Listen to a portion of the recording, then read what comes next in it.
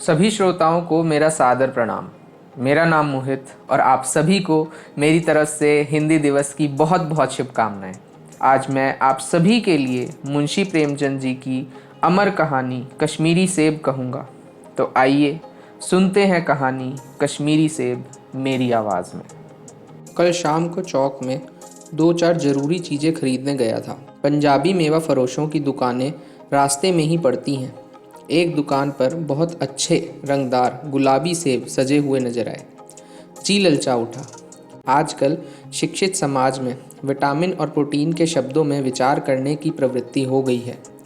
Tomato को पहले कोई सेंत भी न पूछता था, अब टमाटो भोजन का आवश्यक अंग बन गया है।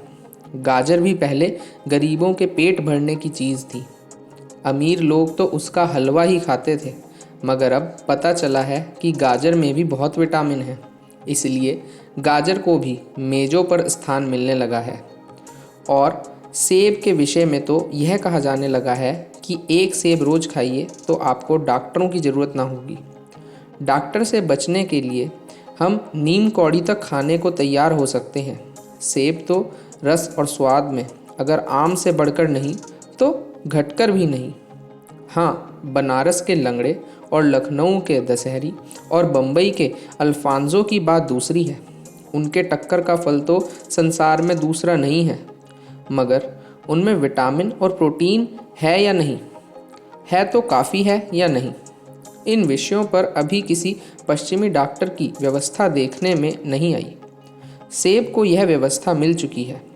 अब वह केवल स्वाद की चीज़ नहीं है, उसमें गुण भी है।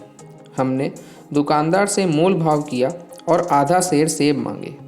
दुकानदार ने कहा, बाबूजी बड़े मज़ेदार सेब आए हैं, खास कश्मीर के, आप ले जाएं, खाकर तबीयत खुश हो जाएगी।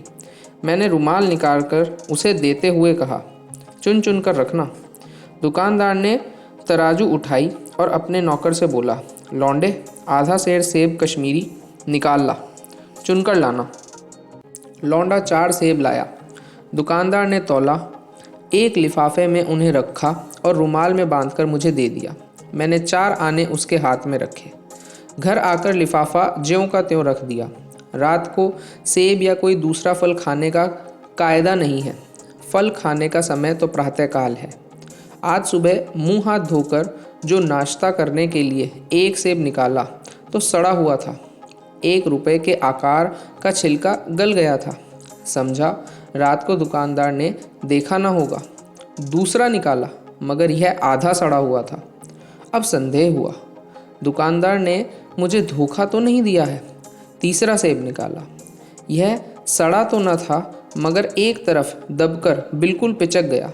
चौथा देखा, वह यों तो बेदाग था, मगर उसमें एक काला सुराख था, जैसा अक्सर बेरों में होता है। काटा तो भीतर वैसे ही धब्बे जैसे कीड़े बेर में होते हैं। एक सेब भी खाने लायक नहीं। 4 आने पैसों का इतना गम ना हुआ जितना समाज के इस चारित्रिक पतन का। दुकानदार ने जानबूझकर मेरे साथ धोखेबाजी का व्यवहार किया। एक सेब सड़ा हुआ होता तो मैं उसको क्षमा के योग्य समझता, सोचता उसकी निगाह न पड़ी होगी, मगर चारों के चारों खराब निकल जाएं, यह तो साफ धोखा है। मगर इस धोखे में मेरा भी सहयोग था। मेरा उसके हाथ में रुमाल रख देना मानो उसे धोखा देने की प्रेरणा थी। उसने भांप लिया कि महाशय अपनी आंखों के काम लेने वाले जीव नहीं हैं और ना इतने चौकस हैं कि घर से लौटाने आएंगे। आदमी बेईमानी तभी करता है जब उसे अवसर मिलता है। बेईमानी का अवसर देना, चाहे वह अपने ढीलेपन से हो या सहज विश्वास से, बेईमानी में सहयोग देना है। पढ़े लिखे बाबुओं और कर्मचारियों पर तो अब कोई विश्वास नहीं करता। किसी थाने या कचहरी या म्यूनसिपैलिटी में चले जाइए, आपकी ऐसी दुर्गति होगी कि आप बड़ी से बड़ी हानि उठाकर भी उधर न जाएंगे। व्यापारियों की साख अभी तक बनी हुई थी। यों तोल में चाहे छटाक आधा छटाक कम लें, लेकिन आप उन्हें 5 की जगह भूल से 10 के नोट दे आते थे तो आपको गड़बड़ाने की कोई ज़रूरत ना थी। आपके रुपए सुरक्षित थे। मुझे याद है, एक बार मैंने मुहर्रम के मेले में एक खोमचे वाले से 1 पैसे की रेवड़ियाँ ली थी और पैसे की जगह अठन्नी दे आया था। घर आकर जब अपनी भूल मालूम हुई तो खोमचे वाले के पास दौड़ा गए। आशा नहीं थी कि वह अठन्नी लौटाएगा, लेकिन उसने प्रसन्न चित्त से अठन्नी लौटा दी और उल्टे मुझसे क्षमा मांगी। और यहाँ कश्मीरी सेब के नाम से सड़े हुए सेब बेचे जाते हैं। मुझे आशा है पाठक बाजार में जाकर मेरी तरह आंखें ना बंद कर लिया करेंगे, नहीं उन्हें भी कश्मीरी सेब ही मिलेंगे। तो दोस्तों, इसी के साथ यहाँ पर ये कहानी समाप्त होती है। कहानी पसंद आई हो तो वीडियो को लाइक और शेयर ज़रूर करना, और अगर आप ऐसी ही कहानियाँ और सुनना चाहते हो तो चैनल को सब्सक्राइब ज़रूर कीजिएगा।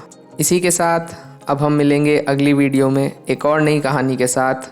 तब तक के लिए आपसे विदा लेता हूँ। नमस्कार।